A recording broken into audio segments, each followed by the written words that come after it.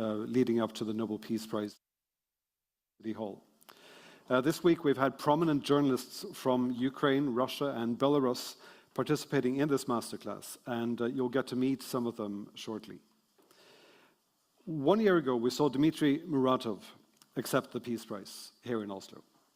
I was in the City Hall up on the balcony with the rest of the press, and I remember him saying that in my country, and not only there, it is common to think that politicians who avoid bloodshed are weak. 2 months later, we could see how right he was. That feels like much more than a year ago right now. This year, the Peace Prize is a recognition of some of the same values and themes that we saw being lifted up last year. One of the recipients, the Russian organization Memorial, was even mentioned by Muratov in his speech there in the City Hall last year, when he said that Memorial is not an enemy of the people, it is a friend of the people. The other two recipients this year, the Belarusian activist Ales Bialyatsky and Ukrainian Center for Civil Liberties, are also examples of the need for a strong civil society in order to stand up against tyranny and authoritarianism. In her announcement this year, Berit Reiss-Andersen, the chair of the Nobel Committee here in Norway, she said the following about this year's three recipients. Together, they demonstrate the significance of civil society for peace and democracy.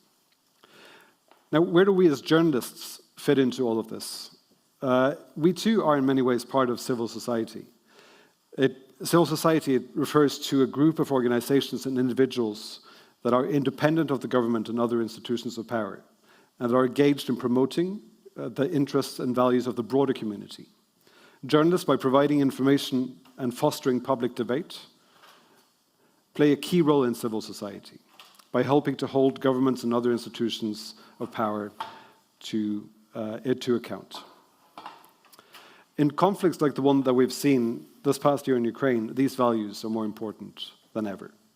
And that's why I'm very happy to be guiding you through these next 2 hours, where we'll be hearing from journalists from Ukraine, Belarus, and Russia, and also from fact-checkers here in Oslo, who are working every day on distinguishing fact from fiction in a very, very challenging environment. So we have 2 hours, and for the first half of it or so, we'll see how the schedule goes. We'll be hearing from journalists from these three countries that are part of this year's Peace Prize. And first off, we have two prominent journalists from Ukraine. We have Veronika Melkozerova. She was the executive editor of the New Voice of Ukraine, and now you have a million other jobs. And we have Oleg Homenok, who you are a member of the GIJN, so the Global Investigative Journalist Network, the board of directors there.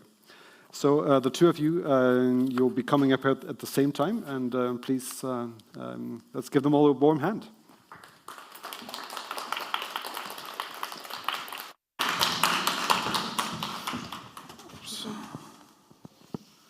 I'll try to connect the computer.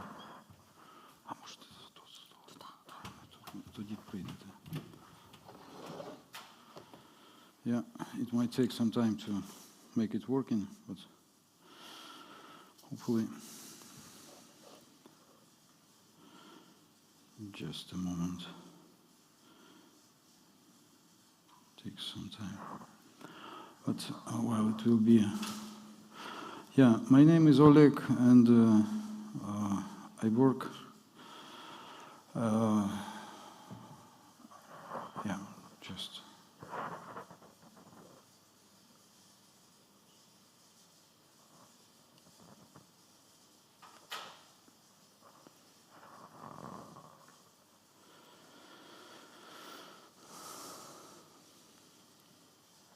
Sorry for these technical issues, but yeah, my name is Oleg Homenok, and I'm from Ukraine, and I'm glad to be here. And thank you for the. It takes time. It will connect. Yeah. How it works. Yeah. On February 24th, I was in Istanbul in Turkey, and I was coming back from my business trip to Georgia. And at 6 in the morning, I got the text message from the Turkish Airlines. Your flight had been cancelled. We can give you the full refund since we don't know when the flights will be ready to go to Kiev. And since that time, I live in Turkey. I'm working as a media expert and media trainer for a long time, teaching reporters investigative journalism and some other aspects of the journalism profession. And what I was doing during first 3 months of the war, I know that I knew at that time that Ukrainian media are under threat, and just the briefly to show you the people who were killed by Russian military. Those are reporters who actually were doing their job. Again. And I knew that there is a strong need in personal protection equipment. And within first 3 months of the war, we managed to deliver to Ukraine about 500 sets of the equipment, which included the helmet and the life vest that were distributed throughout the media in Ukraine, helping and preventing some fatal accidents that might happen with the journalists. But still, we have a number of people who were killed doing their professional work. And Institute of Mass Information, this is the Ukrainian NGO that is doing the monitoring of the media and actually the crimes against the media. Recently, by November, they reported that we have 8 journalists killed while they were doing their duty. On the front line or in Kiev with the missiles that came to Kiev and or just being shot by the Russian soldiers. And we have also the issues that happened to the Ukrainian media with the shutting down the TV stations, radio stations, newspaper on the occupied territories. Actually, just stealing the media brands and the equipment, the facilities of the media by Russian military, and producing the clones of the newspapers to manipulate with the audience in the occupied territories before and after so-called referendums in the Ukrainian territory. But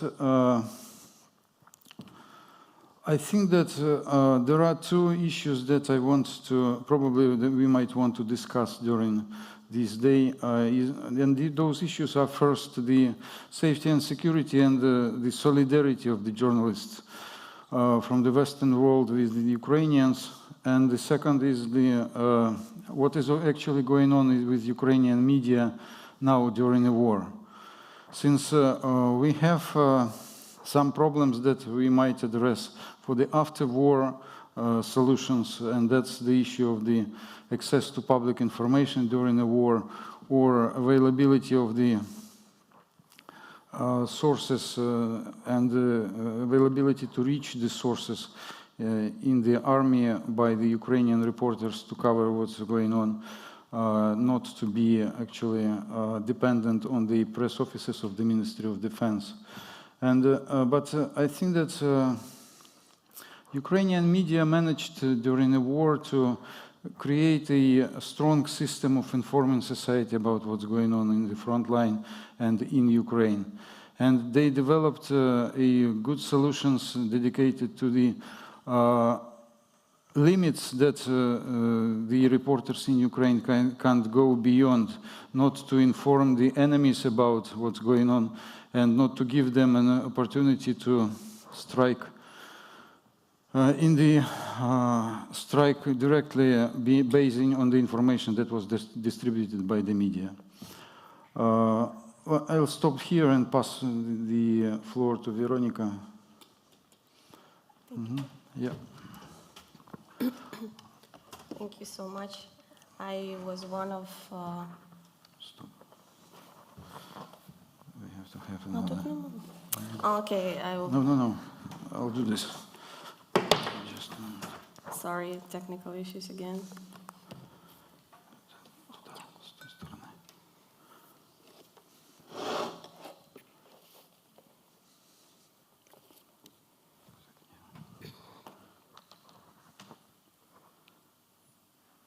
It might take a while.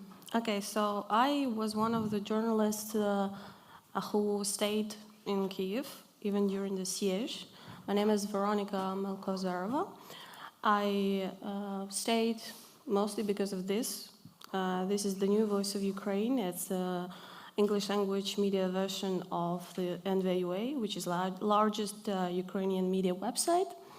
And we decided that we should have the English version like 2 months before Russia invaded, Russia launched the full-scale invasion of Ukraine. So yeah, during the first month, there was like constant shelling attacks of Kyiv. Russians were trying to get to Kyiv, and we had to report because most of the Western journalists, they either couldn't get in because it was too dangerous. There were like only a few people, so they were relying on people who were already in Kyiv. And we were one of those. Russian hackers attacked our website like 6 or 7 times, putting it down completely in the first month. So it was kind of challenging, but still we managed to survive. So yes, and also I want to say that every journalist knows that impartiality is our everything. Basically, you have to stay unbiased. You have to cover everything as if you're like from the outside. However, when the war is happening in your country and your city, and even my neighborhood was once like attacked by a missile because I live next to the power plant, and Russians, as we all know, pretty like to bomb Ukrainian power plants. So yes, I understood that I have to kind of not only report news, but also explain to people what Ukrainians feel and what does it mean for us. So I found a solution. I started pitching and writing opinion pieces and columns for different publications. So this was one of my first. And I would say that during this first months of siege of Kyiv, I understood that yes, unbiased is our everything. Both sides of the story are very good, but still, as a journalist, I also have to report what is a fact. And when one country is invading another country, that's a fact. When one country is occupying the other country, that's also a fact. So this is what helped me to basically better even explain what was going on. Then if I actually did a story where I would like report as it is supposed to be reported, like Russia says that it came to denazify Ukraine, where Ukraine denies it. So it's basically how I understood that, yes, although we have to be impartial, we still have to stick to the reality and don't like give a platform to the aggressor, don't give a platform to the occupier to say his truth, because it's only one truth and one reality. Opinions help me. So this is another one.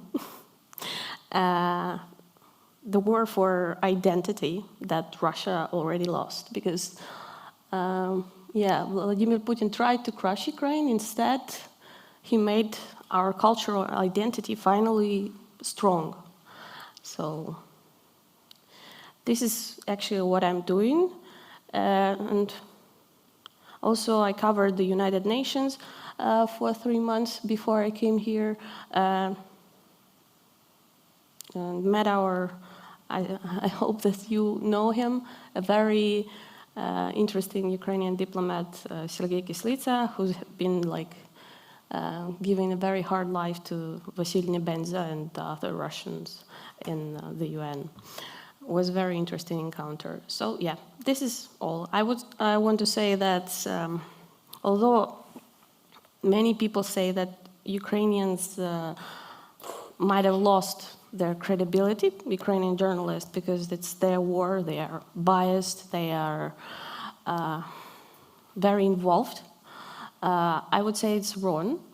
And the Ukrainian journalists, unlike in some other countries, they always were opposing the government, opposing the official propaganda, controlling the authorities, and they helped, some of them even paying the prices of their lives to get this war to each corner of the world by providing almost live coverage together with the Ukrainian soldiers. And this is one of the reasons why we got so much attention and support, I guess. So, thank you. Switch me on? Yeah, I just want to add a couple of words about the investigative journalism in the war conditions. Because before, actually, Ukraine was the country where the investigative reporting had been developing very fast during last 10 years. And it started probably in 2011 when the global conference was in Kiev. And then there was a Yanukovych leaks and some other projects that were actually showing the growth of the investigative journalism, but it was mostly connected and targeted on the corruption review. And since war started, most of the investigative journalists had switched their attention to the documenting of the war crimes. And the groups of the media that are members of the global network and that are working throughout whole Ukraine now are focused on the identifying the war criminals, the military servants of Russian Federation who had been deliberately shelled and shooted the civilians, and do some other stuff. And they are focused on the documenting of these crimes for the purpose of using in the future in the tribunal or international court that might be established to actually evaluate what Russian government is doing in Ukraine now. And another part of the investigative journalism is focused on the actually revealing the collaborators and traitors who are collaborating with the enemies in the occupied territories. And that's another part of the story. And the third issue that they are focused to is actually basing on the open data, because we are living in the world of the growing of the open and public data, assessing, revealing the companies and assets of the oligarchs sanctioned by the international community, and actually revealing their yachts, houses, and other assets that these nice guys are having, hiding in the European Union countries and in the States or in Canada, so in this Western world. And the work of our colleagues is actually respected by the international community, because during this year a number of international professional prizes had been awarded to our media that are doing investigative stories. That's it. Yeah. Right, thank you very much, Veronica and Oleg. Thank you. So we will see you again at the end of the session. We'll have more of a group chat here with more of the people who will be talking to us throughout this session. But thank you so much for that introduction to what is obviously a very, very, very demanding field of journalism, covering the war in Ukraine when you are part of that conflict yourself. Our next person will be greeting up here on stage is one of the leading investigative journalists of Belarus. And she is also a TV host, as well as a journalist, an author and a researcher. And she'll be giving us a short introduction. And your colleague, yes. A bit spur of the moment, so we'll have to do some improvisation. So if you can introduce yourself, that would be perfect. Come and join to this stage. So you can also. Both of you are more than welcome. Yeah. Please come up to the stage. Thank you.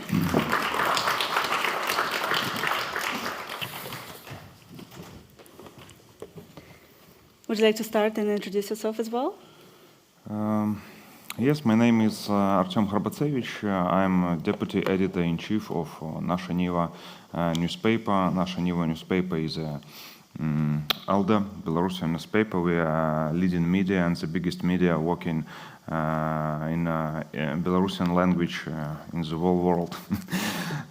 So now we are working from exile, of course, because of that journalism profession had been criminalized in Belarus. No one independent editorial office stays in Belarus right now. All true independent media work from exile, and a lot of people in prison. Our editor-in-chief now in prison too. He had been sentenced to 2.5 years in the Lukashenko's prison. So that's my introduction. Thank you very much. So I think what the word that is going to describe the past 2 years for Belarus is the word resilience.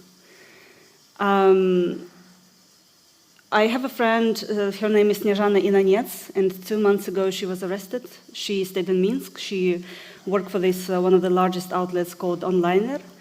And she didn't sort of write, anything critical in the past 2 years because otherwise she would be detained and so on. So the regime, the police arrested her 2 months ago, and when she ended up in prison, which is a former castle from the 19th century, she wrote a letter saying that, well, her husband was also arrested. She was like, well, I always wanted to live in a castle with my husband, so next time I think I would be more precise in my wishes.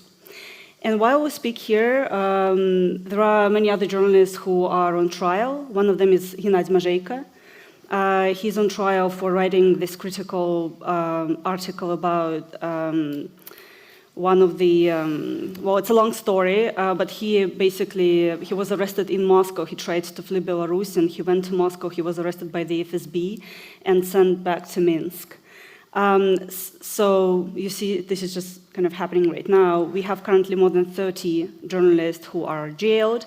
Many of us had to flee the country. Hundreds of journalists, at least 400 journalists had to flee Belarus in the past 2 years. There are people, amazing professionals who are still inside, but of course they have to work anonymously and they have to hide their identity and so on. Here are some of the numbers. You see these statistics. And I think that 3 events that are going to sort of describe how our space, like media space, free speech, hollowed out, how it kind of became really, really small, is when in June 2020, my friend, blogger Igor Osik was arrested, and it became clear to us that the regime is launching a real war against journalism in Belarus. Then, I think the second event, when we were covering the protest, when we were on the streets, Artem's colleague, my friend, Natalia Lubnievskaya, was shot by police, even though she had all this sort of pressed vest and she marked herself as a journalist. And that's when it became clear to us that it's rather easier, better for us not to say that we are journalists, not to kind of reveal that. And I think the third event would be the sort of criminalization, the banning of the whole profession, our profession, when in May 2021, the largest independent outlet, TutBY, was banned, was shut down. Its newsroom was arrested, including editor-in-chief. They're still in jail. Now this outlet sort of reappeared at Zerkalo, so they were able to create a new one, a new medium, which is one of the now one of the most popular ones. The past 2 years is obviously, the years of brutal repression, but it's also the years of amazing solidarity between us and amazing creativity. We had to flee the country, but we never stopped working. We never stopped reporting. We are doing the same from exile. We have a vast network of sources, and I think Artyom will describe it. We'll talk about this a bit more. But despite the relocations, not for a day, nobody stopped working. We don't have access to, like, more than 100 independent websites have been blocked in Belarus, but we went to social media. We have YouTube, we have Instagram, we have TikTok, and Telegram especially, which became super crucial during the protest. The regime doesn't allow us to we have difficulties in how we reach audiences in Belarus, but we use targeted ads, for example. We also spread samizdat, which are self-made newspapers, right? It's like in the Soviet Union, the same phenomenon. And many neighborhoods in Minsk or many towns, cities across the country have their own versions of samizdat. And this shows you creativity. This shows you how we work. This is my friend Katerina Andreeva in white. She was sentenced to 8 years in prison. And this is, the consequences of the information that we are able to spread in Belarus still, despite anything, despite media blackout and the immense censorship. You know about these numbers that 97% of the population is against the deployment of of Belarusian troops in Ukraine. And this is the absolute majority of the population. But we also have statistics showing that, again, the majority of the population, different kind of numbers, but they are against the shelling of Ukraine from the territory of Belarus and generally of the use of the Belarusian territory for the attack. And I think this is one of the successes and one of the kind of impact that we can claim as journalists, as somebody who spread information. Regarding our attitudes and how it's changing, of course now, for years, for decades, many people in Belarus were like, oh, we want to be with the EU and we want to be with Russia because these are neighbors, right? These are neighboring sort of countries. Now, many of these people who wanted to be in both unions, let's say, they have to decide, because there is polarization. And what's happening in Belarus right now is also polarization of the society. And now many of these people, you see that the number of those saying that they want to be with Russia is growing, but so does the number of those who want to be with the EU. So this is something that we are working with. We are working with undecided neutral audiences, and we are trying to reach out to them and sort of convince them or show the alternative and so on. This is samizdat, by the way. This is how we do it, right? How, this is Homel, one of the cities, we have different ones. Actually, there are several initiatives in Vilnius, in Lithuania, and they create PDFs there, and then people in Belarus print them and spread among their villages or cities. And there were cases when they do it even where they leave those printed newspapers in forests, right, hiding them. And people, other people would come and take those and go and spread. It sounds like drug dealers in a way, but it's so effective. And the regime became so jealous about this samizdat that they created their own samizdat, which is they're completely copycatting what the kind of independent initiatives are doing. They also called one of these newspapers honest newspaper. Right, it's the same name. They, launch a lot of sort of propaganda materials against those independent ones. And there was even this case when independent, we have hackers, as you know, right? We have the cyber partisans. We have a lot of these IT people. So they sent a spam, an email to many of those teachers around the country saying that, oh, you need to print a newspaper and take a picture. It was an order. So literally, they took a picture with this newspaper, trying to sort of please their bosses, the regime, whatever. But that was an independent one. So it became like a meme in Belarus. And maybe I'll add here, because I want also Artyom to talk a little bit since I forced him to come on stage. I think there is a lot of propaganda right now in Belarus, and of course, I'm very optimistic about the situation because I see how strong we are and how creative we are as journalists. But I think that in the long term, I wouldn't be that optimistic because of media blackout again, right? And people are left literally now with state television, or of course they have to use VPN to access independent information. They can be jailed for being subscribed to Telegram, right? Or to sort of independent, I don't know, other sources of information, wherever, on YouTube or Instagram and so on. So it's kind of difficult for them to get this alternative information at the moment. The cost of it really increased, right? And in the long run, I don't really, I think that we should just, I don't know, need to, I guess, work more to deliver this information because it became really dangerous for people to read it. And propaganda is working, unfortunately.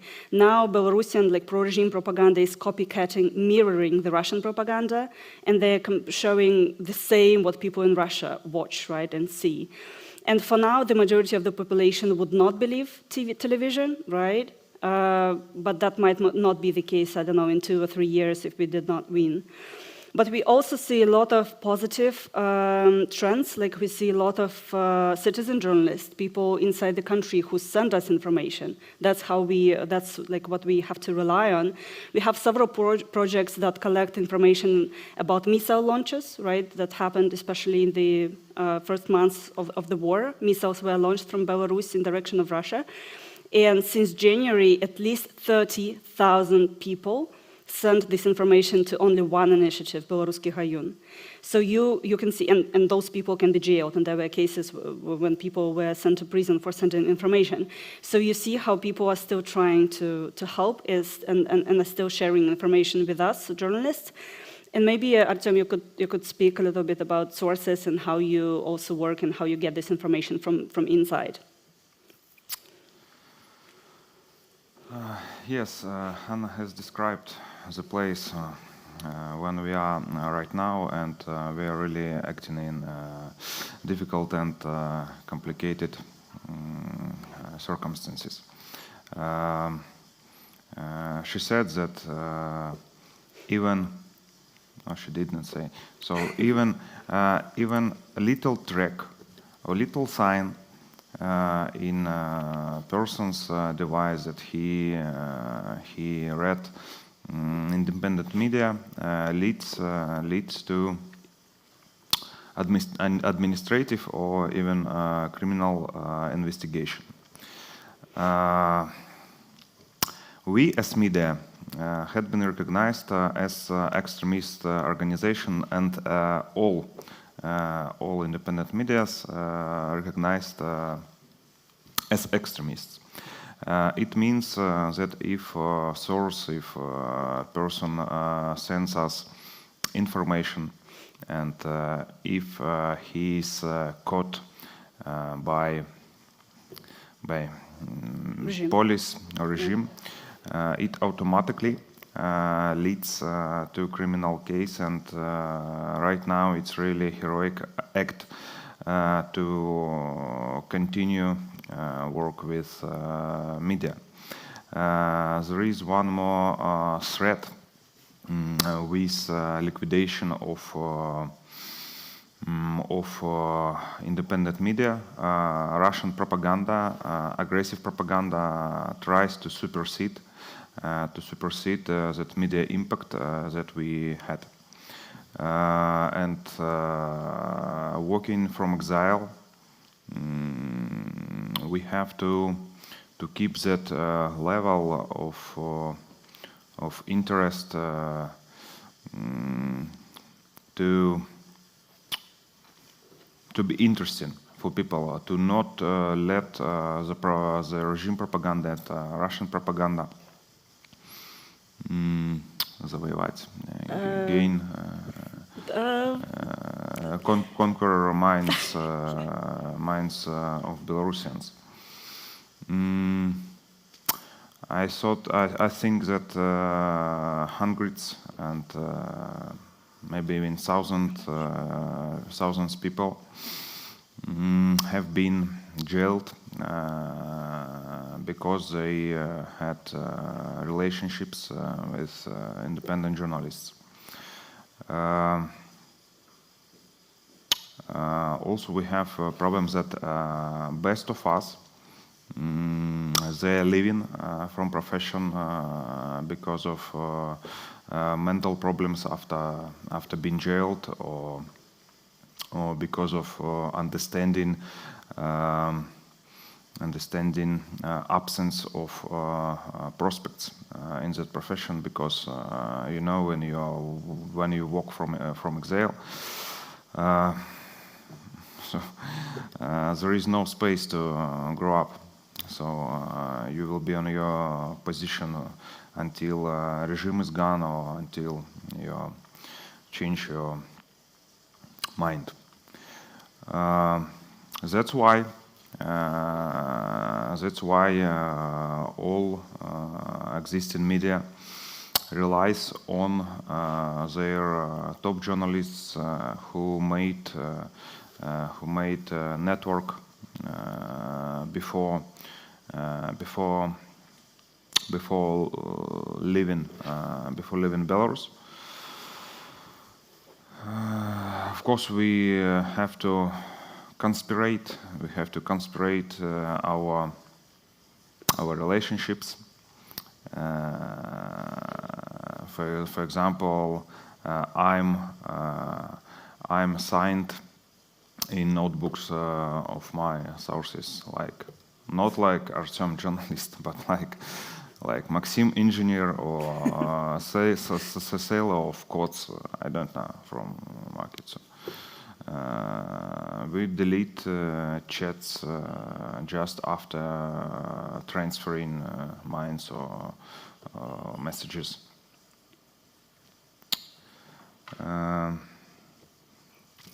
And another problem that people understand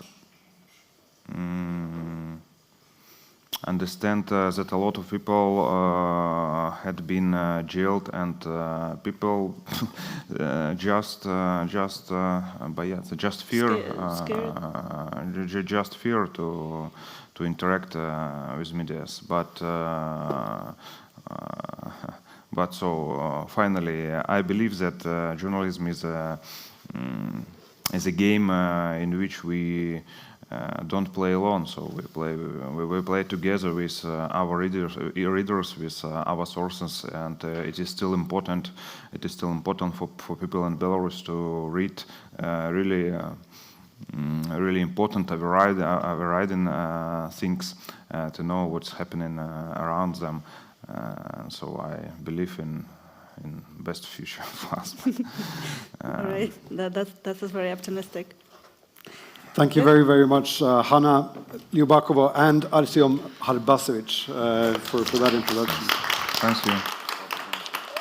And I think we all understand this when listening to the challenges you face working as journalists in Belarus. But I thought I'd just acknowledge the courage it takes to come here and to talk about it so openly here to us, to give us that insight as well. So thank you very much. And that principle also applies to our next speaker. Been working for Novaya Gazeta for a long, long time, since 2009. Of course, one of the Peace Prize winners from last year was also from Novaya Gazeta. She is a journalist and a documentary filmmaker. Please give a warm welcome to Anna Artemyeva.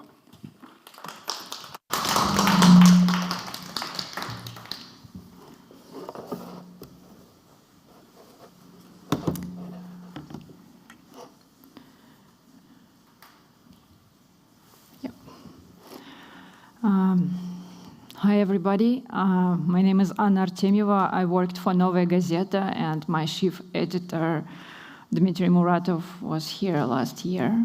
And we couldn't even imagine what happened for this year with all of us. And I would like to give you a brief idea what's going on with Russian journalists in 2022. I'm here with two of my colleagues as well. So what we face this year is war censorship, which is totally criminalized independent journalism. And actually it means profession ban. There is no journalism in Russia anymore. It's totally blackout. But it didn't happen on February 24. It happened a long time ago, and Dmitry Muratov mentioned about it last year, talking about all pressure we have on independent outlets and institutes in Russia, NGO, journalists, social activists. So the government was preparing February 24 for a long time. All mass protests in Russia were cruelly crushed by the police.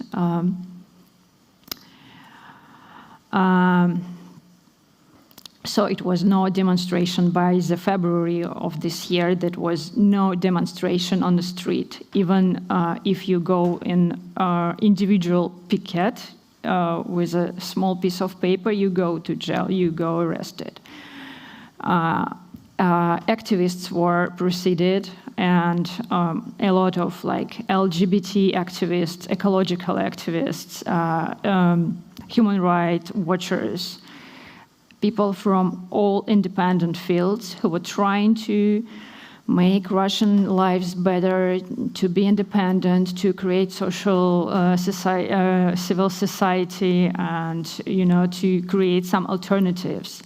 It was all cruelly pushing and cracked down. Most media in Russia by 2022 were under government control. It was federal SME, like all TV were federal, small newspapers and small radio station. Almost all of them belonged to local administrations and were controlling by authorities as well. You might heard about this foreign agent law, which is really discrimination law against journalists and activists and just all the people and NGO. And it was created in 2012, and it was updated almost every year. So everybody could be a foreign agent, and I'll talk about it later. But it's a lot of pressure. Disinformation law happened in 2019. So it was protecting people of false information, and you can get really high penalties and even have some prison terms because of saying some false information. And of course, real information goes from authorities. So all authorities says is legal. Our biggest opposition politician and famous Alexei Navalny, he is also a blogger making a huge investigation about corruption in the Russian government with millions of viewers on YouTube, declared terrorists. So in Russia by 2022, it was almost no independent journalism. No alternatives, no politics, no demonstration, and propaganda replaces information. A lot of journalists had to leave country. For instance, you might heard about Meduza media. They moved to Riga a few years ago because it was too hard to work from Russia. So. And some other colleagues left Russia before war because conditions were really, really strict already. And such media as Vazhny Story and Project, maybe you heard about it, they're really cool, they're making really cool investigations. They were declared foreign agent as well. And even undesirable organization, which is if you, for instance, if you quote a foreign agent, you have to put This what foreign agents said. If you quote an undesirable organization or undesirable media, you can go to prison because it's not legal, just even quoting. So we had to delete all articles when we're quoting our colleagues or when we are based on their investigations and their stories. So all that happens before 2020. It was all happened last year. And I would like to remind you about Alexei Navalny, who is anti-corruption investigator, and he was presidential candidate in 2018, but of course his registration was denied. He was poisoned by Novichok and happily survived thanks to German medicine. So, you know, it was a miracle. He survived. And then he decided to come back to Russia in spite of any risks, and he did. And then he was put in jail for 9 years, declared being a terrorist. And he was actually the most famous and the only one alternative, and he had real power and political influence, and a lot of young people believed in him. So, but that's what our government did to this person. You can just look at these pictures. It's him with the family after the poisoning, and then him in jail. And last picture is one of the this year pictures. They are trying to break him down in jail now. So I would like to tell you just a few words to make you an idea about this foreign agent law, because I think we need to explain what does it mean and why it's so hard to continue work when you're declared to be a foreign agent. As I told you, the law is almost 10 years old, and it's still updated and updated.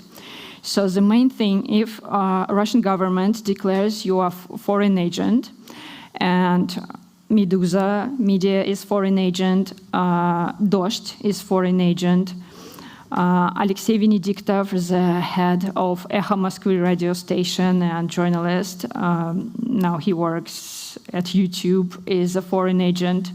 3 journalists of Novaya Gazeta are declared to be a foreign agent. Memorial is a foreign agent. Memorial was a foreign agent before it was liquidated by Russian government. So, okay, if you are a foreign agent, you have to put a special mark on every of your content and every your message.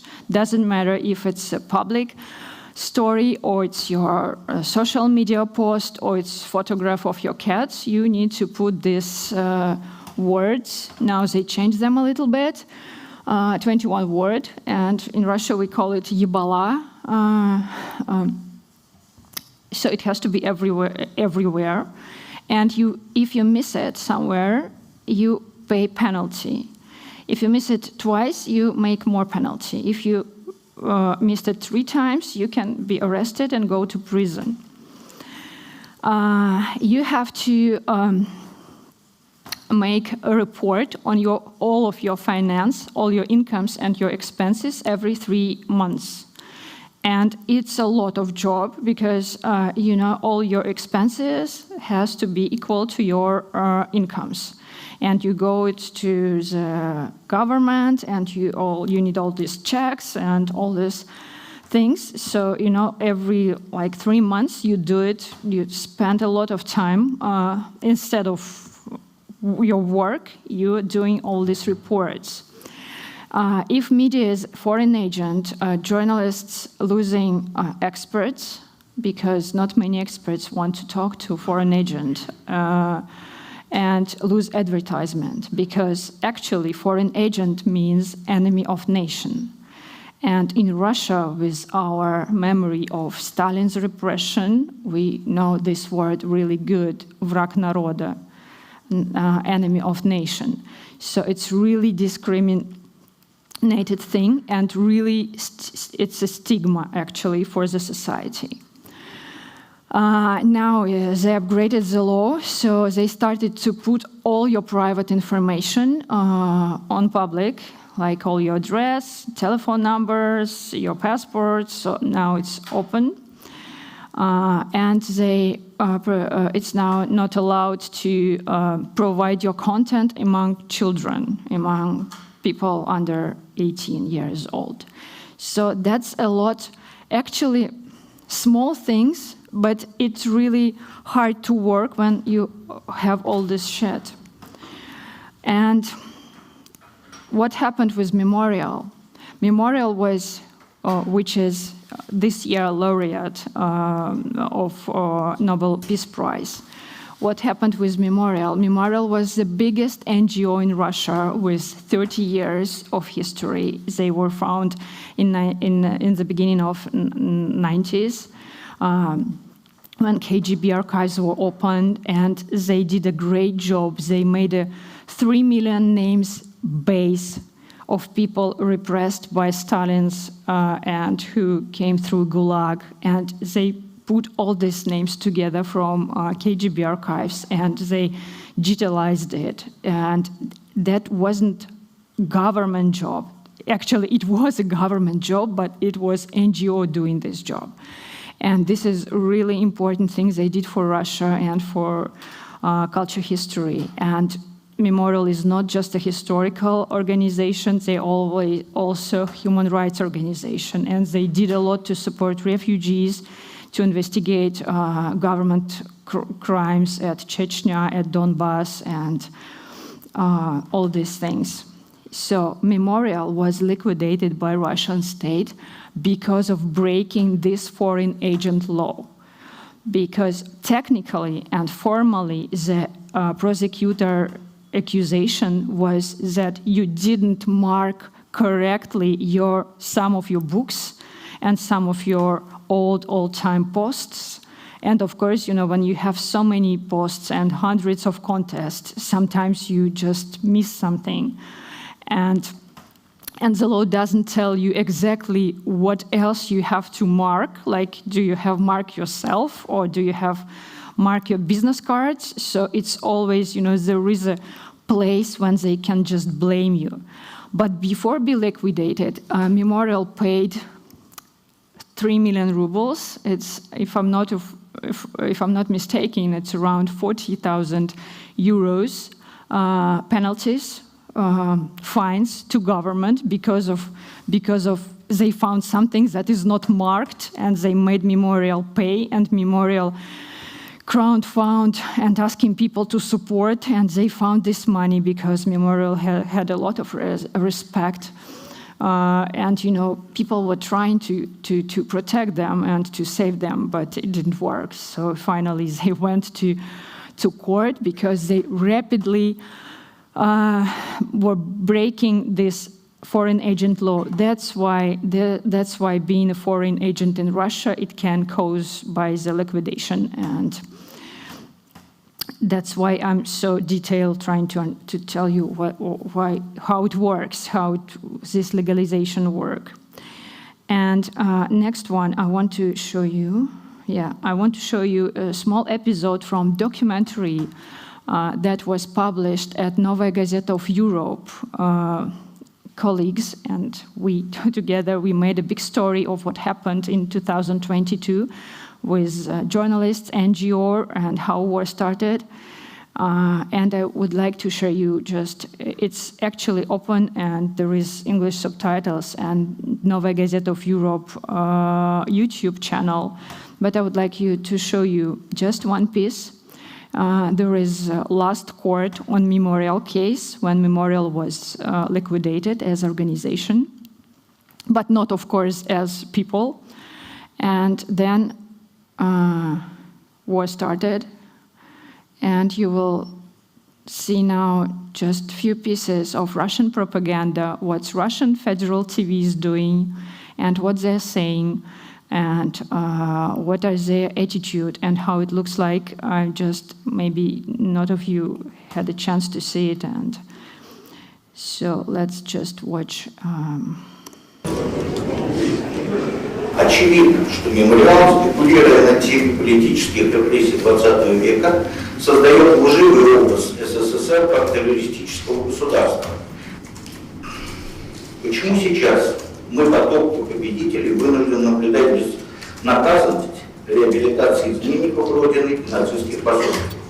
Почему вместо гордости со страной, победившей в страшной войне и освободившей мир от фашизма, нам предлагают стыдиться и каяться в своем, как оказалось, беспросветном прошлом? Наверное, потому что за это кто-то платит. И это подлинная причина того яростного неприятия, с которым открещивается мемориал от статуса иностранного агента. Это истинная причина того, что организация, претендующая на почетную роль совести нации, на самом деле не хочет в каждой публикации напоминать о том, кем эта совесть проплачена. Оглашается решение Минюста Российской Федерации в порядке статьи 177 Кодекса Российской Федерации, Кодекса административного судопроизводства Российской Федерации, резолютивная часть. 28 декабря 2021 года Верховный суд Российской Федерации в составе судей Верховного суда Российской Федерации Назаровой, пресс-секретаря Глазковой, рассмотрел в открытом судебном заседании административное дело по административному исковому заявлению Генерального прокурора Российской Федерации о ликвидации международной общественной организации Международное историко-просветительское благотворительное правозащитное общество «Мемориал», руководствуясь статьями 174 и 177 Кодекса административного судопроизводства Российской Федерации, решил административное исковое заявление Генерального прокурора Российской Федерации удовлетворить, ликвидировать международную общественную организацию Международное историко-просветительское благотворительное и правозащитное общество «Мемориал», ее региональные отделения и иные структурные подразделения. Решение может быть обжаловано в апелляционную коллегию Верховного суда Российской Федерации в течение месяца со дня его принятия в окончательный срок. Срок, порядок обжалования понятны? Судебное заседание объявляется закрытым. Уважаемые граждане, заседание закончилось. Просьба разойтись. Освободить пешеходную зону для прохода других граждан. У меня на тебя особый план.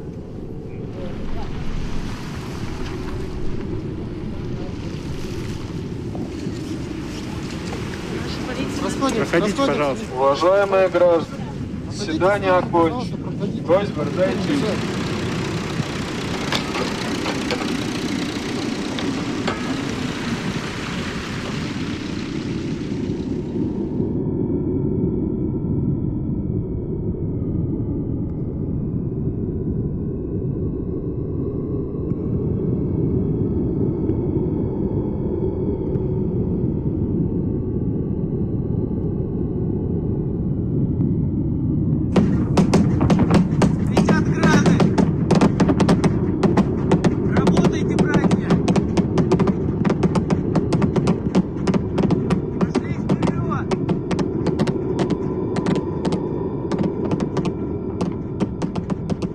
Мною принято решение о проведении специальной военной операции.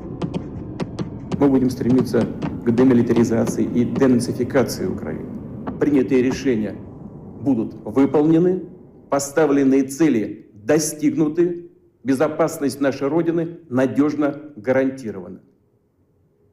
Верю в вашу поддержку, в ту непобедимую силу, которую дает нам наша любовь к Отечеству. Мы вместе с президентом, мы вместе с нашей великой армией.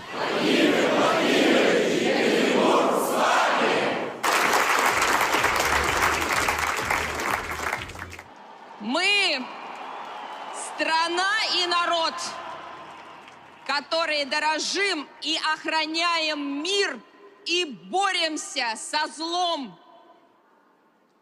Нас нельзя напугать, потому что мы живем в любви и вере с Богом.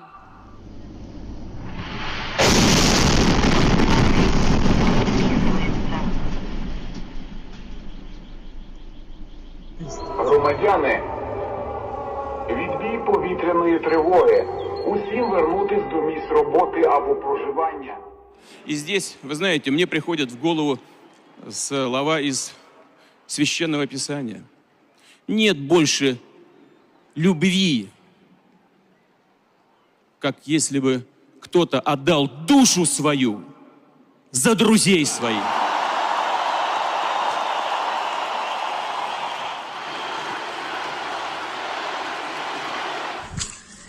Аптека, блядь!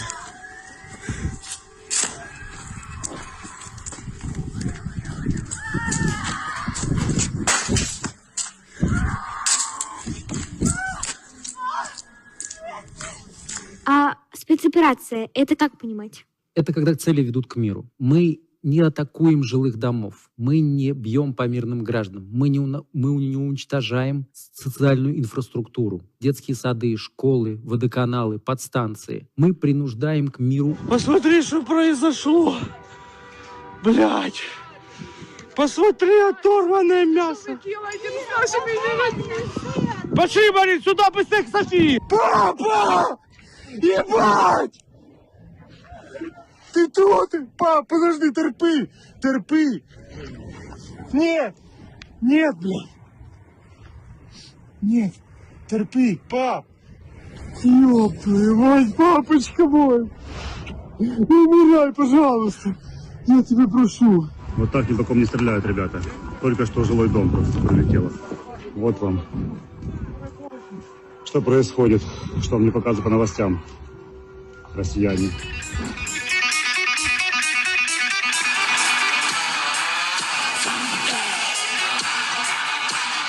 Вот так работает наша артиллерия. Вот так наши ребята сражаются, освобождая Украину от нацистского зла. Вот именно так они работают. И ничто их не сможет остановить. Вот так. Вот в этом режиме мы работаем. И в этом режиме мы и будем работать, чтобы не было никаких иллюзий. Саша! Страшно!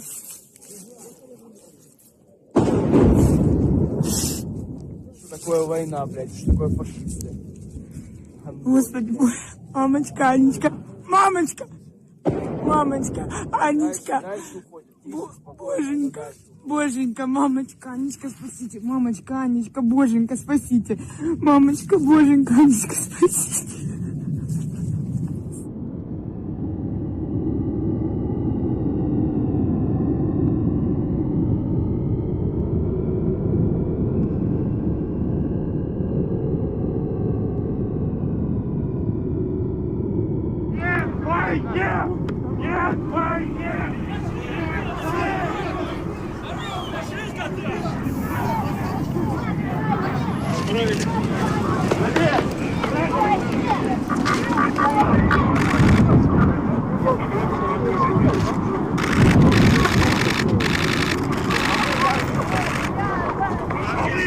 Гандоны! Нет войне! Нет войне! Нет войне!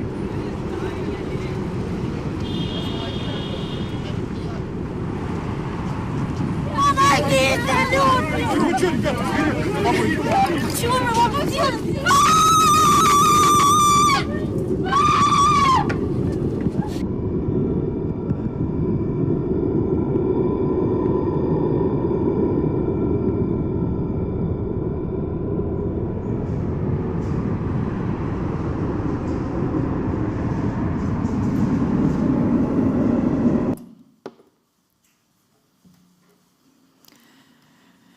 So February 24, it was shocked because I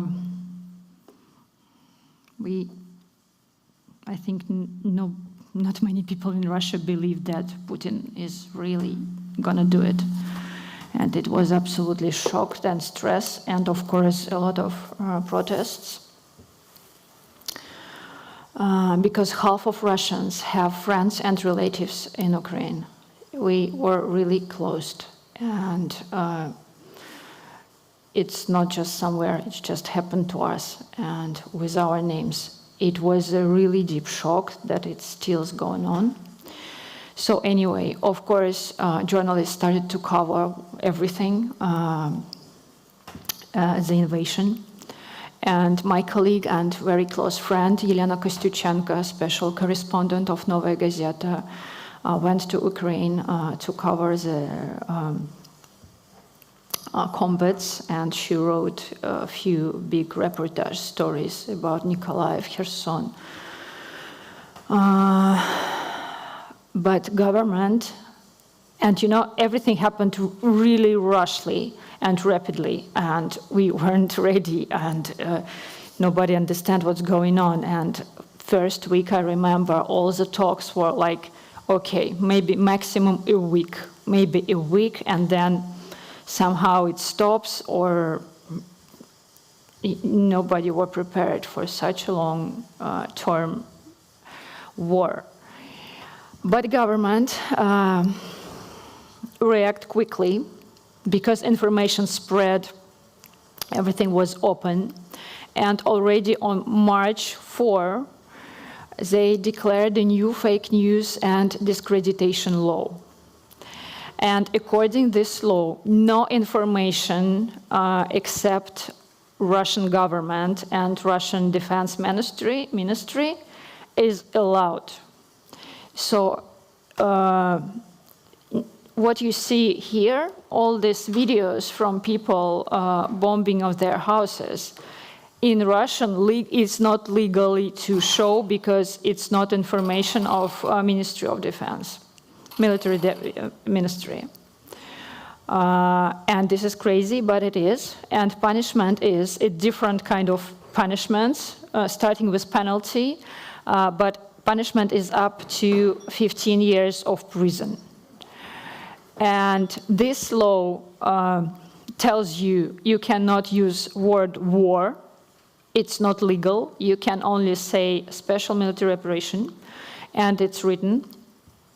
And you cannot call for peace. You cannot say, I don't support it, peace to peace, no to war, because it discreditates Russian army.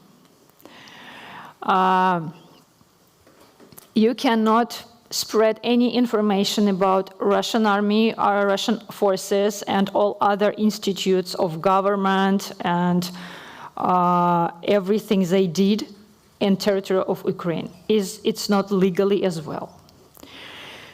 So after this law, work of journalist wasn't possible anymore. Elena Kostyuchenko couldn't come back to Russia because she would arrested. So she went to make the story to Ukraine on March, and she couldn't still come back to Russia because her reportage was published. Then mass blockings started. Russian regulator, state regulator, blocked more than 130 internet resources for half of a year, and this is a huge amount of resources. And of course, BBC, Deutsche Welle, Radio Svobody, Free Europe Radio, Meduza, Dozhd, Novaya Gazeta, Current Times, all independent media are blocked. They are not available in Russia. Facebook, Instagram are blocked, and Meta is declared to be an extremist organization. So when I'm in Moscow, I cannot just open Facebook. I need to go through VPN. A lot of media shut down themselves because you cannot work in this condition because you're just illegal. Your profession is illegal. You're a crimer. You are doing your job. You're doing a crime in Russia. So many of editorial offices just shut down themselves under this pressure. Now foreign agent list is updated every Friday. They put few new names or few new NGOs in there or media. And now you don't have even get some, before you had to get some foreign money. So you're a foreign agent. If you get no matter what foreign money, now you don't have even get foreign money. Foreign influence is enough. No one knows what foreign influence means. More than 17,000 people were arrested at anti-war protests in a few weeks, and protests were really big all over Russia. More than 4,000 people, including journalists, has been prosecuted under this fake discreditation law for half a year. And this is, we don't have exit numbers, but this is numbers goes from over the info NGO that support people with lawyers and collecting on information about these courts and discrimination. And by now, more than 300 people are facing a prison sentence, like a real long criminal terms in prison. And on picture, you see a man at court with a sheet of paper saying, "I'm against war." And this is local deputy in Moscow, municipal deputy in Moscow, Alexei Gorinov. And he was sentenced to 7 years of prison just because he said, "I'm against of war." So most people who were resisting for years against Putin regime has been stopped or under the great pressure before war, but after the war, it was completely crashed.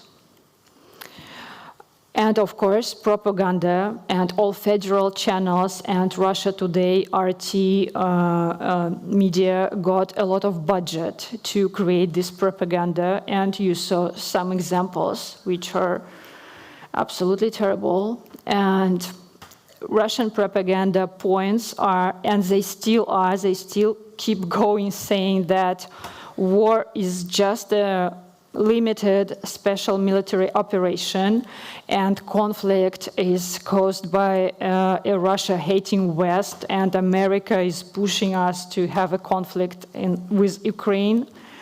And they say that invasion is a necessary act of self-defense, so actually we are self-defensing. And they say that Russian army has a mission to liberate the Ukrainians from their neo-Nazi government. And all this Nazist, fascist, neo-Nazist is really, really strong point using by propaganda. Propaganda is everywhere. It's just 24 hours from TV, and Russian people watching TV. It's, this habit to have it turn on all during the day. And it works like radiation. I don't know what happened. People just became not insane. I just don't know. People losing their brains, and they do believe what happens. They do believe, and there is a phenomena how it happened, but it happened. So journalists had to make a choice what to do, because from one side, you are staying in Russia, but you're losing your profession, or you agree to work under the censorship. And this is really humiliating, because you have to shut up, you have to say special military operation, and you cannot cover war, you cannot show people what's going on, and cover something else. Or you have to leave the country and leave your country, but keep your profession. So hundreds of journalists were relocated and continue to work, as my colleague from Belarus did before. And this relocation is actually refugee, because they are just running from Russian regime. And as you know, Dozhd is found editorial in Riga and Tbilisi, journalists of Echo Moskvy radio station based in Europe as well, and many, many others. And they mostly use YouTube as a platform to spread the information about Novaya Gazeta.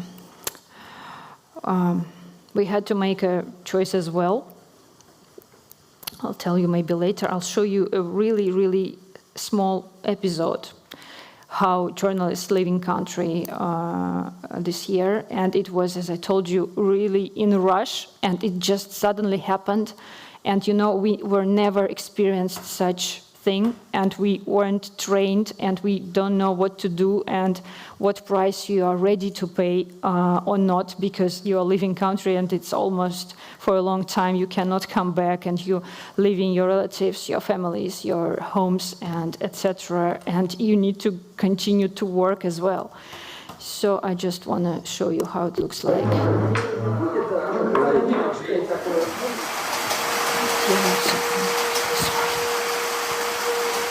Just 2 minutes.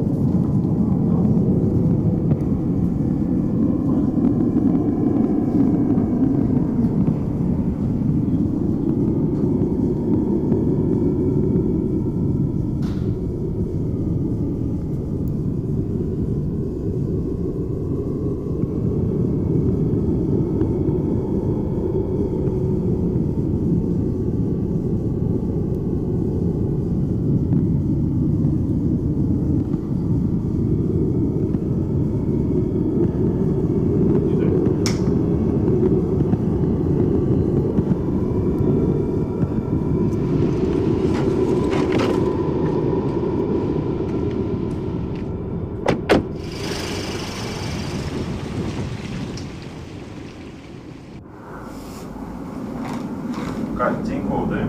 Да. Ну давай пошли, все купит. Давай.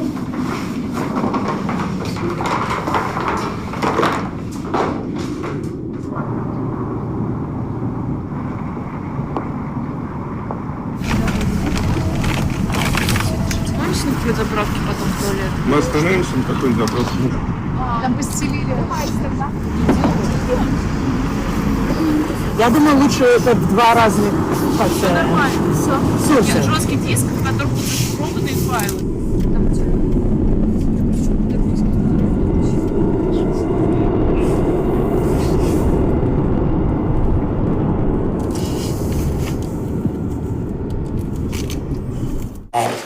Мо, ты считаешь, что ты уместно себя ведешь сейчас?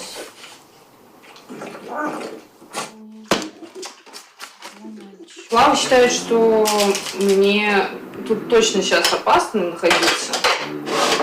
И на какое-то время лучше уехать. Я уже кучу постов написала «Нет войне». Я съездила, поговорила с военными. Я не называю это военным конфликтом. Я ёбаный иноагент. Дождю остались считанные дни. И как бы всему остальному тоже.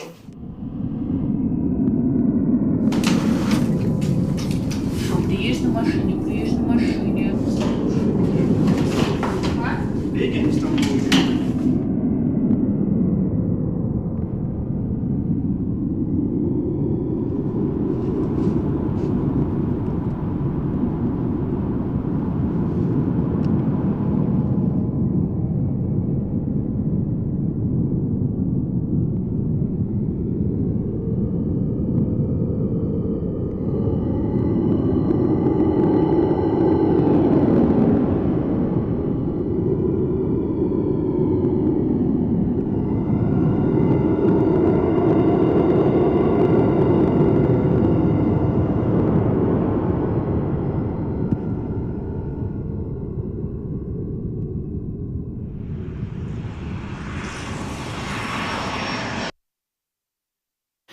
So that's what happened with journalism in Russia. And my last one is about Novaya Gazeta. Novaya Gazeta had split it because one part of a team, people said that we are not going under censorship and we are leaving. And of course it was in for all news department, young guys, because they couldn't continue to work. And Kirill Martynov, which is foreign agent as well. So they moved to Riga and founded Novaya Gazeta of Europe.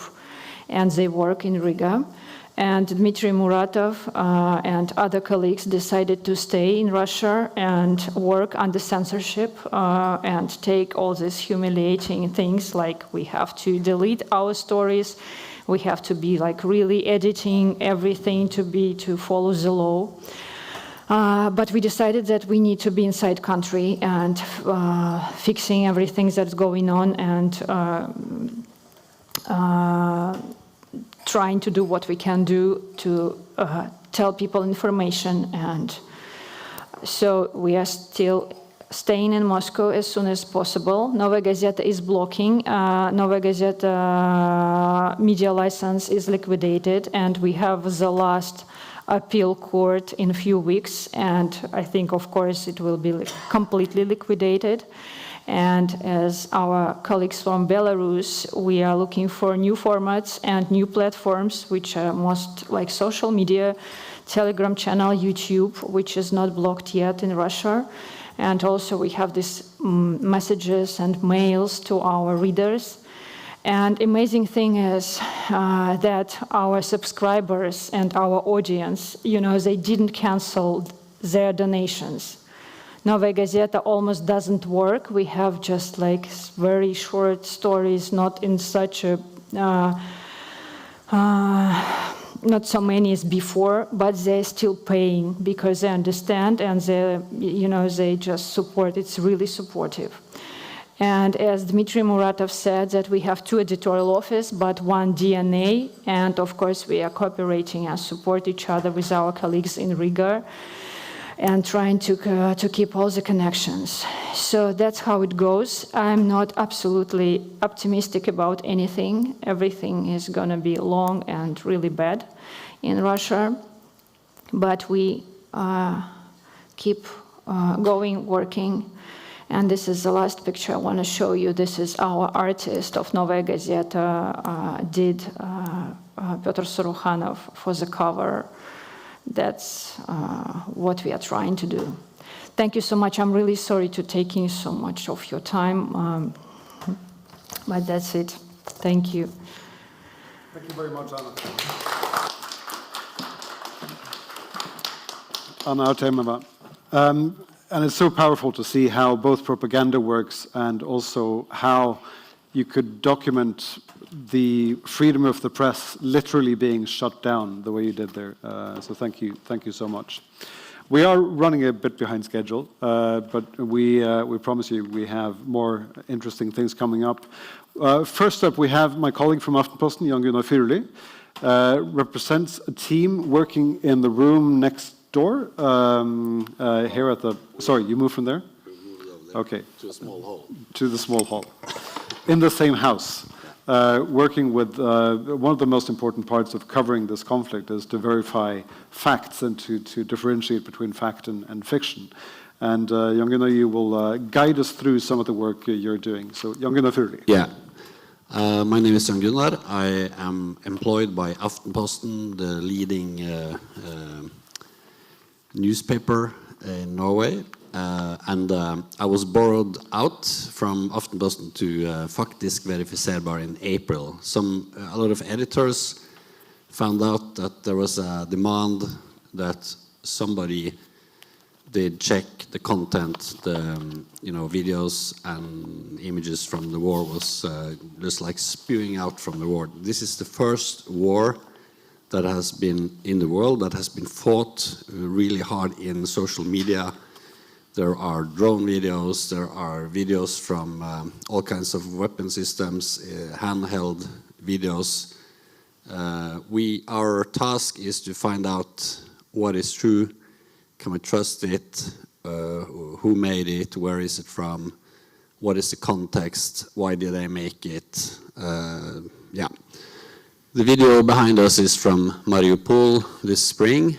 There is Chechen tanks just shooting grenades into an apartment building very close to the Azovstal plant. This was one of our tasks, like it's edited. In the end, a lot of people are coming out of this building. It's not clear to us if they are civilians, were they in this building during the attack. So we had a little bit hard task. We were able to pinpoint exactly where this was, but we were not, we couldn't say if this was deliberate. You can see now that there are people coming out of the bombarded apartment house. We couldn't say for sure if this was done deliberately against civilians while they were still in the house. Faktisk has been around for quite some years. It was in 2017. 2017 you started. Christopher is the chief editor behind there. The owners are VG, which is the most read newspaper in Norway. Also NRK, the national broadcasting company, TV2, which is the commercial TV station. Dagbladet is a tabloid paper. Amedia is a consortium of like 70 local and regional papers. And then there is another regional paper chain called Polaris. They are the owners. So Faktisk has been around to combat fake news and as a fact-checking organization. We are like a new gig. I think we started in April, and so far the funding is until 1st of January. Christopher is trying to find some new partners and to find money to continue this thing. Just to show an example, how do we work? Well, there is a news message. There is reportedly a fire in an oil depot in Bryansk. This is inside Russia. What do? We go to a service called NASA Firms. NASA Firms is detecting heat, and it correlates exactly with the location of the oil tanks in Bryansk. This is NASA Firms in April. No heat this day, more heat that day, even more heat the day after, and it was gone the 26th of April. So this is one of the videos that was sent out on Telegram. So we can see there are 2 independent fires. We can see some buildings with some really unique, it's a unique structure, looks like silos. It's very easy for us. When we have found the spot, these buildings are rather unique compared to a lot of other buildings that we find in Ukraine or in Russia. The Stalinistic architecture has made huge areas looking more or less similar. So this is the assessment of where we are, what is burning. We are using this little Google man to go to Street View. For parts of Ukraine, Google Street View doesn't work, so we will use Yandex Street View. So we jump down to the street, and voila, here is the same typical unique building structure. We're doing some forensics. The intelligence services, when they are talking about IMINT, they said that you need crutches to support. This is from the video. This is the same spot in Google Street View. So ideally, you should have like 5 crutches to be 100%. You can then be pretty sure that you are on the same place. One of our sidekicks is to look for Norwegian weapons. This is a happy Ukrainian soldier making a selfie with his new Norwegian gift. It was an M109 self-driven artillery wagon with 155mm gun.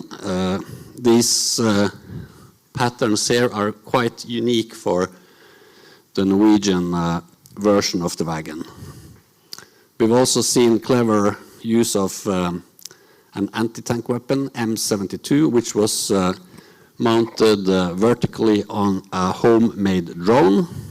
And then I will go to satellite images. That has been like a gift for us to have access to satellite images. We have a deal with Planet.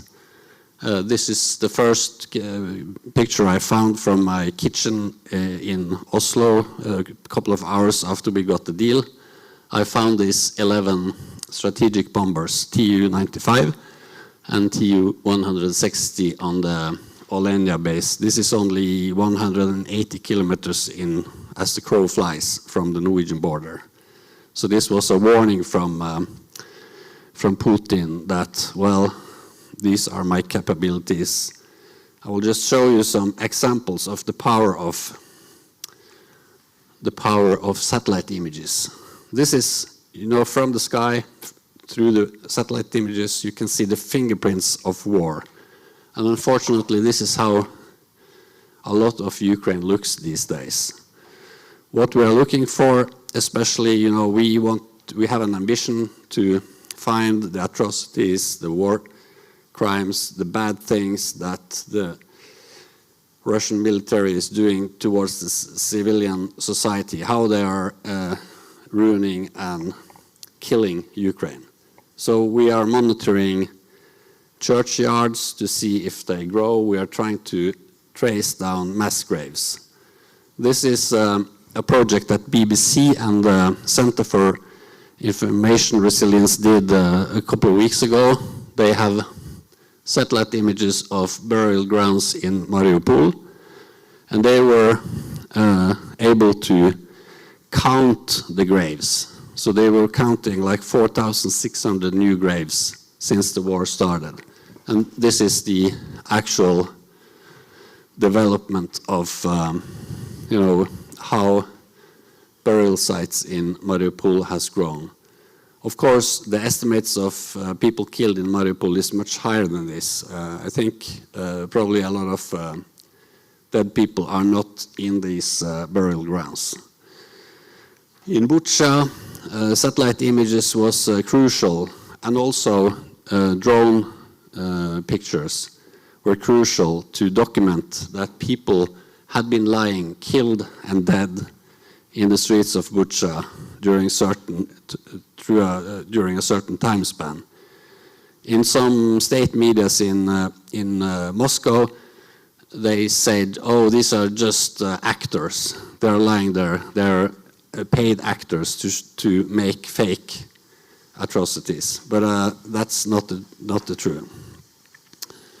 This is a project that we are working with. This is the Federal Honorable Churchyard in Moscow for dignitary military people.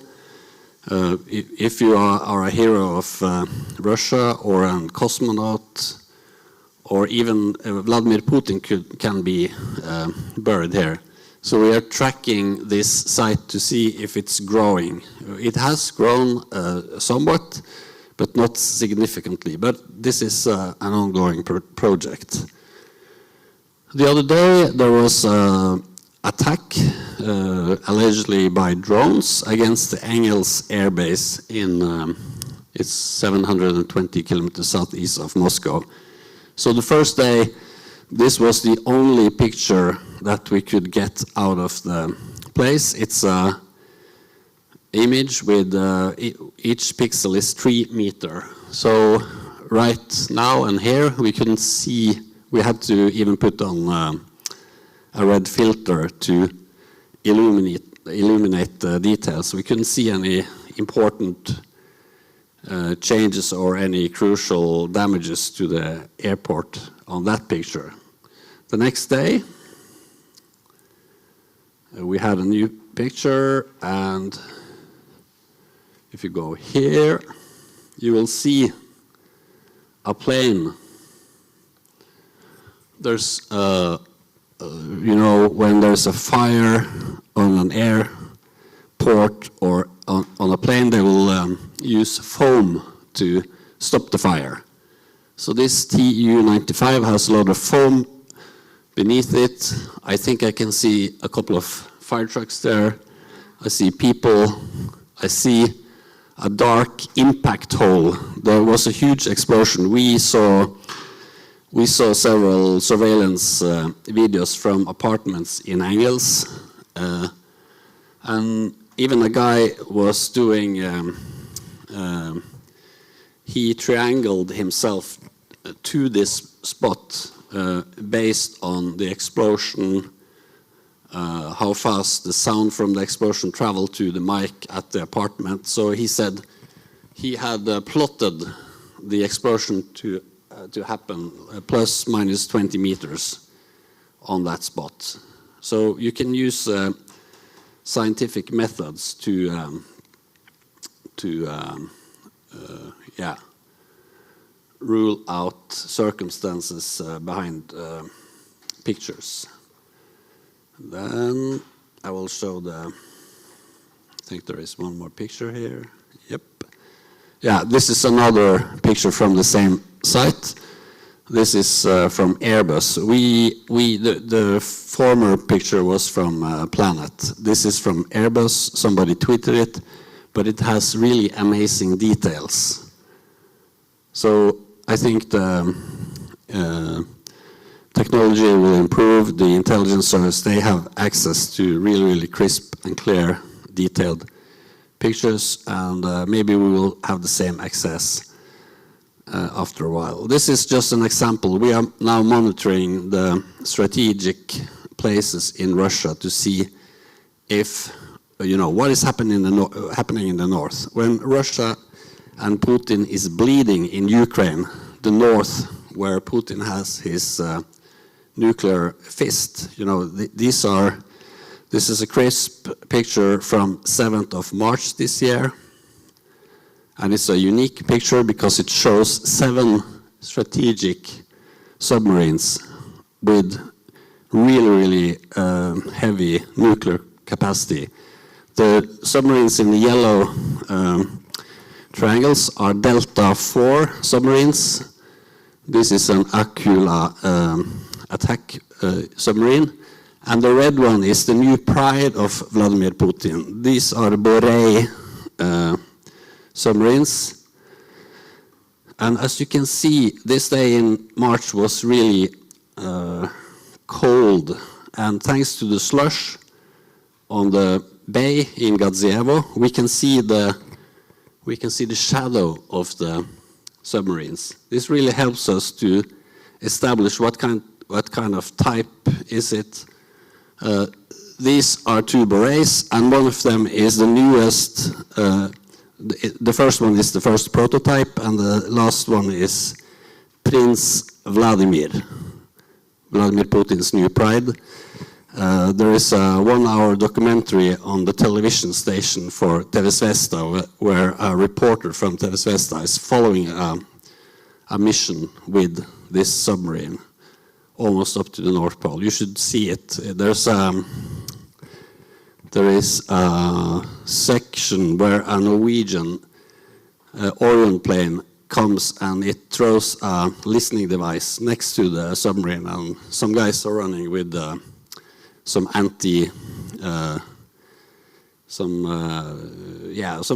weapons to shoot down the plane. But this plane has, thankfully, it's gone. But they're showing how they can shoot down the Norwegian, the NATO plane.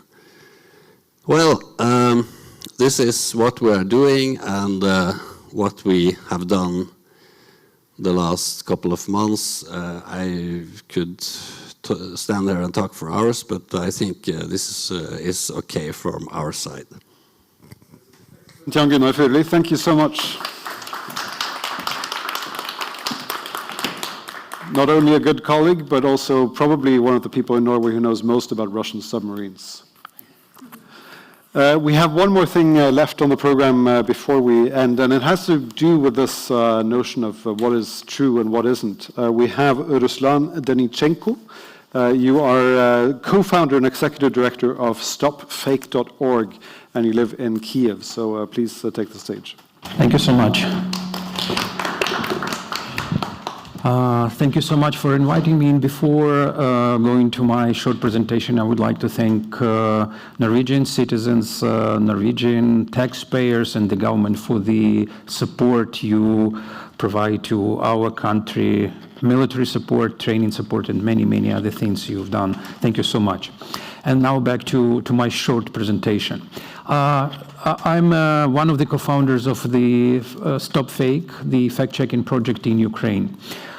We established our project more than 8 years ago. It was the beginning of Russian aggression in Ukraine.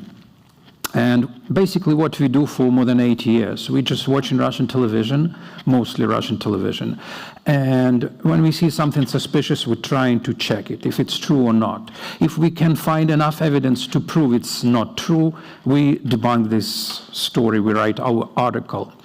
I would say that probably 90% of the stories that we check, we cannot find enough evidence to be persuasive. So still, we have tens of thousands of stories on our website with debunks.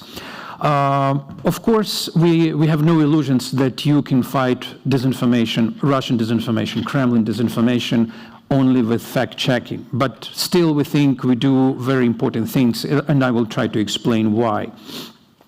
First of all, in 2014 and 2015, we and our partners, we persuaded Ukrainian government to ban Russian TV networks in Ukraine and Russian social platforms in Ukraine, ВКонтакте, Одноклассники. And because with our evidence, with the evidence we collected, it was very easy to prove that Russian media, it's not about reporting, it's not about media, it's just an extension of a Russian foreign disinformation tool, Russian foreign policy, I would say. So this Russian TV networks and Russian social platforms were banned in Ukraine. I know in Norway it's a little bit different, but still we think it was a right thing, and we're glad that the Ukrainian government did it. What else? With thousands of examples, we persuaded our own population that, again, Russian media, it's not a reliable source of information. We basically, with our debunks, we ruined reputation of Russian media as a reliable source of information. What else? We had so many examples. When just watching Russian television, you can predict the future. And I will give you just a few examples. In 2014, the first article I wrote for our website, it was an article about Ukrainian refugees in Russia. Russian media, it was beginning of March of 2014, Russian media had many reports that the flood of Ukrainian refugees are in Russian cities of Belgorod, Smolensk, and many other cities. So when I tried to check this information, I just called to Russian government institution, Federal Migration Service, and I spoke with them, and they said, we have no information about Ukrainian refugees. We just actually had 5 phone calls from Ukrainians, but there are no thousands of Ukrainian refugees in Russia. But the lady I spoke with, she told me that they have already bought everything for Ukrainian refugees.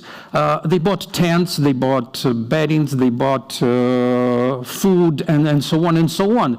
So I didn't pay attention by that time. I thought, oh, this is stupid. There are no refugees and you are buying all this stuff for thousands of refugees. You are wasting your money. But later, few weeks later, I understood when the war in Donbass started and refugees appeared, Russian government officials, they were prepared for these refugees. And the same story happened with this full-scale invasion. Exactly 1 year before this full-scale invasion, we have noticed that the way Russian media talk about Ukraine changed. There were so many reports about Ukrainian Nazi in different Russian cities that were staging terrorist acts in Russia. City of Voronezh and many others. So again, we tried to check this information, and what happened?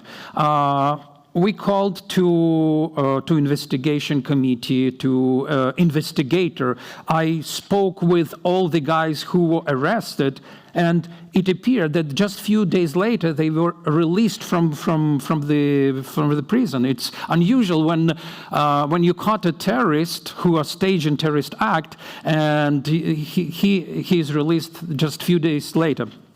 So we proved with our fact check that there is no network of Ukrainian Nazis in Russia, and no one were staging terrorist acts in Russian cities. But for us, it was a very important sign that something is going on, that probably Kremlin is preparing a public opinion for to support this invasion. So, and during this year, 1 year before the February 24, we saw many signs showing that Russia is basically forming a public opinion to be ready for this full-scale invasion. And of course, we had a hope that it will never happen, but it happened again.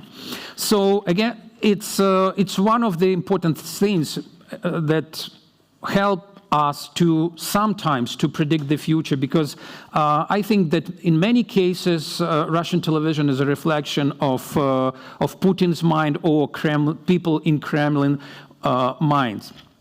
Well, what else? I think it's also important that all these stories that we have collected, we have collected so far more than 50,000 examples of Russian deliberately producing and disseminating these lies. So first of all this information is we passed to Ukrainian police, and there is an investigation. And another thing I think it will be and is very important, that historians who will write history about present days, they will have information about facts and not about fakes. So they will have a chance to write the history of these days based on facts, not based on the disinformation and propaganda that Kremlin produced. So I promise to be very short, and I will be happy to answer any questions. But as for now, this is just a general idea of what we do and how we do it. Thank you so much for your attention. Thank you very much, Ruslan. And that brings us to the end of our program here today. I would like to thank the speakers we've had on stage: Veronika Milkozerova, Oleg Homenok, Hanna Lyubakova, Artyom Harbasevich, Anna Artemova, Jon-Gunnar Furuli, and Ruslan Denychenko. And I'd just like to sort of make a note of the fact that we've had journalists from Ukraine, Belarus, and Russia here today, three countries that are directly or indirectly at war, but still able to showcase that the principles guiding us in our work in our field of journalism are still powerful and stronger than that sense of conflict. And we know that one of the key words in the will of Alfred Nobel is brotherhood. And I think, without sounding too pompous, that we've seen some of that brother and sisterhood here today. So, on behalf of the Institute of Journalism, Faktis.no, Scoop, and myself, Kristoffer Rönneberg, thank you very much for coming, and see you next time. Thank you.